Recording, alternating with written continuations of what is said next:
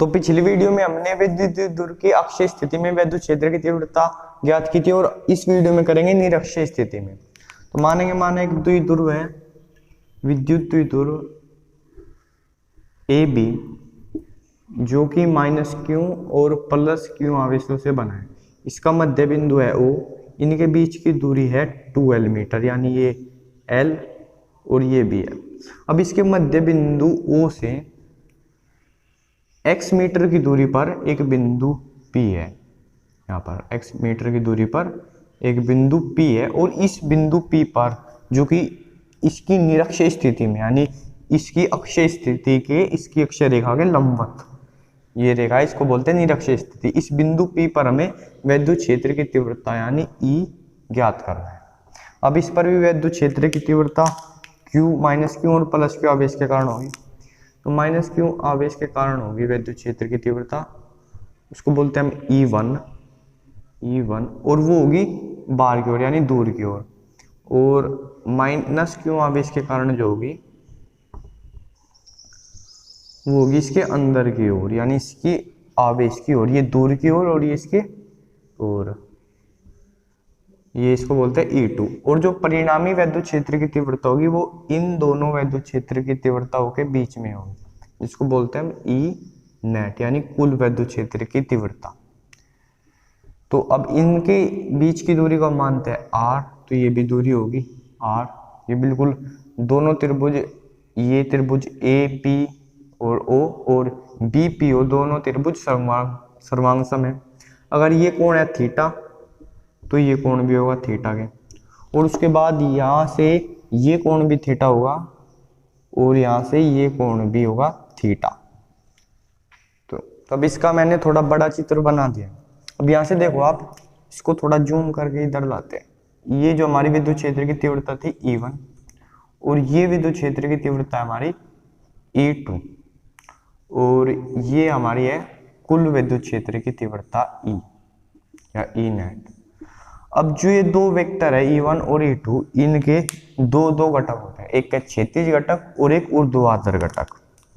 क्षैतिज कोई भी ऐसे वेक्टर है तो उसके एक घटक ये होता है, अगर ये A है ऐसे और एक ये होता है A cos थीटा और ये होता है A sin थीटा। अगर ये कोण है थीटा, अगर ये कोण थीटा है, क्योंकि ये कोण क्या हो जाएगा, देखो ये हो जाएगा A cos 90 - थीटा, एक कोण बचेगा 90 - थीटा और ये बन जाएगा A sin थीटा ऐसे, ठीक है। तो ऐसे यहाँ पर चलते हैं। अगर ये E1 के दो घटक होंगे, एक ऐसे E1 sin थीटा और एक ऐसे, क्योंकि ये कोण है थीटा और ये कोण भी है थीटा, E1 cos थीटा। ऐसे E2 को होंगे E2 sin थीटा और ये E2 cos थीटा। अब ये E1 cos थीटा और E2 cos थीटा, ये cos थीटा वाले दोनों एक ही दिशा में तो ये जुड़ जाएंगे और sin थीटा वाले एक दूसरे को खत्म कर देंगे क्योंकि एक दूसरे के विपरीत दिशा में। और E1 और E2 के जो परिमाण होंगे वो समान होंगे। अभी निकाल के देखते हैं। E1 क्या होगा, E1 बराबर होगा 1/4 पाई एप्सिलॉन नॉट Q/r² और E2 क्या होगा, E2 बराबर होगा 1/4 pi epsilon not Q/r²। Same ये परिमाण है। अभी अगर दिशा की बात करें तो इसकी दिशा होगी E1 की, E1 कौन सा है ये, तो इसकी दिशा होगी BP दिशा, BP और इसकी PA दिशा। तो चूंकि E1 और E2 के दोनों के परिमाण जो है समान, तो E1 sin थीटा और E2 sin थीटा एक दूसरे को खत्म कर देंगे। अब लेकिन बात यह है कि sin थीटा वाले घटक एक दूसरे के विपरीत क्यों है और cos थीटा वाले एक दूसरे के मतलब एक ही दिशा में क्यों है, इसी दिशा में क्यों खींची गई, ये एक cos थीटा इस दिशा में क्यों नहीं खींचा। तो इसको देखो, अगर हमने कैसे कहना चाहिए कि ये था हमारा E1 और ये था E2, ये इनके बीच कोण थीटा। अब अगर इसकी बात की जाए तो ये इस भुजा के साथ थीटा कोण बना रहा है, लेकिन इसका बनेगा E1 cos थीटा। अगर मुझे खींचना होता है इस साइड में खींचता अगर मैं, तो यहाँ पर ये कितना कोण बचता, यहाँ पर कितना ये कोण बचता 180 डिग्री - थीटा। तो मैं खींचता E1 cos 180 डिग्री - थीटा। ये क्या हो जाता माइनस के E1 cos theta minus E one कोस थीटा। अब अगर ये वेक्टर है ए वेक्टर, ये ए वेक्टर है, तो माइनस ए वेक्टर क्या होगा, माइनस ए वेक्टर ये होगा ना, तो फिर भी ई वन कोस थीटा मेरा इसी दिशा में आएगा, और सेम ऐसे ही ई टू कोस थीटा भी इसी दिशा में आएगा, ई टू कोस थीटा। अब अगर साइन थीटा की बात करी जाए तो ऐसे साइन थीटा देखते हैं कि एक ऊपर एक नीचे क्यों गया, तो यानी ये ऐसे था वेक्टर, ये ऐसे था वेक्टर, ये ई वन ये ई टू, अब ये थीटा है, ये थीटा है, तो यहाँ पर गया ये sine theta, E one sine theta होना, क्यों, क्योंकि ये कोण कितना बचा, ये कोण बचा हमारा 90 डिग्री माइनस थीटा, क्योंकि ये थीटा था, तो ई वन कोस 90 डिग्री माइनस थीटा क्या हुआ, ई वन साइन थीटा हो गया, ई वन साइन थीटा, इसलिए ये यहाँ पर बना। अब अगर मुझे इसको नीचे बनाना, मतलब कि मैं सोचता कि ऊपर नहीं, ये भी नीचे जाना चाहिए, दोनों एक साथ जुड़ने चाहिए, तो यहाँ पर ये कोण कितना होता है, इस भुजा के साथ, इसी भुजा के साथ हम कोण लिख रही है, इसका ये कोण इसके साथ कितना होता है, देखो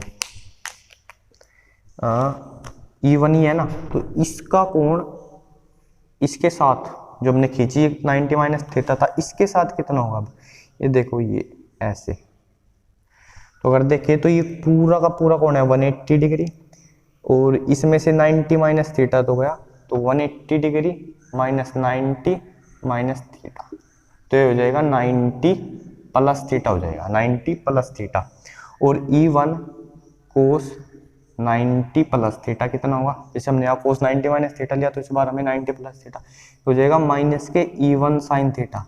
और फिर वही बात, अगर ये वेक्टर ए वेक्टर है, तो इसका माइनस ए वेक्टर ये ऊपर इस साइड होगा, तो इसलिए हमने ई वन साइन थीटा इसका ऊपर की ओर लिया। अब अगर इसकी बात करें, इसका ई वन साइन थीटा नीचे की ओर क्यों होगा, क्योंकि ये कौन था थीटा, तो ये कितना बचा, ये बचा 90 माइनस थीटा, तो इसका ही नीचे की ओर आया ई टू कोस 90 माइनस थीटा, और ये कितना बच गया ई टू साइन थीटा। तो अब साइन थीटा वाले एक दूसरे के विपरीत है, और कोस थीटा वाले एक दूसरे के बराबर है, ठीक है। अब ये कोस थीटा वाले एक दूसरे के साथ जुड़ जाएंगे। अब देखो, क्योंकि E1 और E2 के जो परिमाण है वो समान है बिल्कुल, E1 का वेक्टर इक्वल टू E2 का वेक्टर, और इनको दोनों को मैं लिख देता हूँ, अभी E लिख देता हूँ, क्योंकि कुल विद्युत क्षेत्र को मैंने E नेट लिख दिया है, तो इसको E लिख देता हूँ मैं दोनों को। अब हमारा जो E नेट यानी कुल विद्युत क्षेत्र होगा, E नेट वो इक्वल टू होगा E1 कोस थीटा के, E1 cos theta plus E2 cos theta के, और इन दोनों को मैंने क्या लिख दिया, E1 और E2, ये दोनों बराबर है E के, यहाँ पर ये परिमाणों को दर्शाते हैं, तो E नेट इक्वल टू होगा 2E कोस थीटा के, और इसका E का मान क्या है, ये 1/4πε0 Q/r², तो E net equal to 2 into 1/4πε0 Q/r² into cos theta. अब जो ये R दूरी है, ये हमने माना था, हमको ये L दूरी दी गई थी, ये X दूरी दी गई थी, इनके बीच की दूरी 2L थी ना, लेकिन ये जो R था ये हमने खुद से माना था, तो ये R हमें निकालना पड़ेगा। अब देखो, ये एक समकोण त्रिभुज है, यहाँ पर 90 डिग्री कोण है, और ये इसका R जो है ये कर्ण है, यानी हमको पता है, यानी R² इक्वल टू का x² प्लस L² के इस समकोण त्रिभुज से AOP से, तो R² की जगह मैं लिख सकता हूँ x² प्लस L²। देखता हूँ नीचे का दिखाई दे रहा है नहीं, ठीक है, इसको थोड़ा नीचे कर लेते हैं, थोड़ा ओके, तो R² की जगह लिख देंगे x² प्लस L², तो E net equal to 2 into 1/4πε0 Q/x² plus L², और कोस थीटा का मान यहाँ से निकालेंगे, यह थीटा इस त्रिभुज में कोस थीटा बराबर क्या होता है, कोस थीटा बराबर होता है आधार बटे कर्ण। आधार क्या है इसका L, और कर्ण क्या है R, R यानी R क्या होगा, R बराबर होगा √x² प्लस L², यहाँ पर अंडर रूट आ जाएगा, तो कोस थीटा हमारा इक्वल टू होगा L/√x² प्लस L² के, तो इसको यहाँ पर रख देंगे L/√x² प्लस L², तो हमारा बन गया E net equal to 1/4πε0 into 2QL/x² plus L², ये 1 है और ये 1/2 पावर, तो इसकी पावर हो जाएगी 3/2, ठीक है, जैसे कि x √x इक्वल टू होता है x की पावर 3/2। 2 के। तो 2QL का मान क्या होगा हमारा, 2QL होता है द्विध्रुव आघूर्ण, और द्विध्रुव आघूर्ण क्या होता है P, P इक्वल टू है हमारा 2QL। तो इस 2QL की जगह हम लिख देंगे P, तो E net E net equal to होगा 1/4 pi epsilon naught P upon x square plus L square की पावर 3/2। तो ये हमारा कुल विद्युत क्षेत्र का फॉर्मूला, कुल विद्युत क्षेत्र का हमारा फॉर्मूला आ गया। लेकिन फिर से जैसे हमने पिछली बार किया था, यदि x बहुत बड़ा है L से, यदि यहाँ पर रखते हैं, यदि x बहुत बड़ा हो L से, तो एक्स स्क्वायर के समक्ष L स्क्वायर क्या होगा, नगण्य होगा, उसका मान हम 0 मान लेंगे। तो ई नेट अभी शायद दिखाई दे रहा है, यदि ई नेट इक्वल टू होगा 1/4 pi epsilon naught P upon x square की पावर 3/2, और 2 से 2 कैंसिल, तो ई नेट क्या होगा, ई नेट इक्वल टू होगा 1/4 pi epsilon naught P upon x cube, जो कि हमारा निरक्षीय स्थिति में विद्युत क्षेत्र की तीव्रता। अब ये है अगर हमारा वायु में रखा है, अगर हमारा निर्वात अगर वायु में रखा है, अगर किसी के परावैद्युतांक के माध्यम में रखा हो हमारा विद्युत द्विध्रुव, तो विद्युत क्षेत्र की तीव्रता होगी net equal to 1/4 pi epsilon naught के P अपॉन एक्स क्यूब। तो ये हमारी हो गई निरक्षीय स्थिति में विद्युत क्षेत्र की तीव्रता। ये दोनों ही एग्जाम में हर साल पूछे जाते हैं, कोई 1-2 साल छोड़कर, कि विद्युत द्विध्रुव के कारण विद्युत क्षेत्र की तीव्रता अक्षीय स्थिति में और निरक्षीय स्थिति में, दोनों ही बहुत ही इंपॉर्टेंट है। तो ठीक है, आज की वीडियो में हो गए कंप्लीट। ऐसे यहाँ से इस बार यहाँ से दिखाई नहीं दे रहा था।